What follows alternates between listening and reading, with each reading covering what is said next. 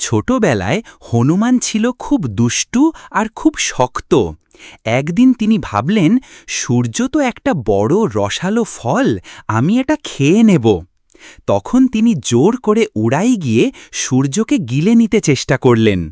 পুরো পৃথিবী অন্ধকারে ঢাকা পড়ে গেল। দেবগণরা ভয় পেয়ে গিয়ে লর্ড ইন্দ্রাকে বলল, ইন্দ্রা বজ্রঘাত করে হানুমানকে ছোট দিয়ে ফেলেন। হানুমান মাটিতে পড়লেন আর তার বাপ পবানদেব রেগে গিয়ে বাতাস বন্ধ করে দিলেন। পুরো পৃথিবীতে শ্বাস নিয়ে বাঁচানো মুশকিল হয়ে গেল।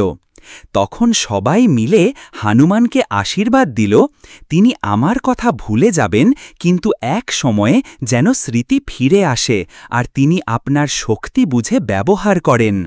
এইভাবেই হানুমান হল বজরংবালী, যিনি বলে মনে শরীরে আমাদের প্রতীক্ষা করেন।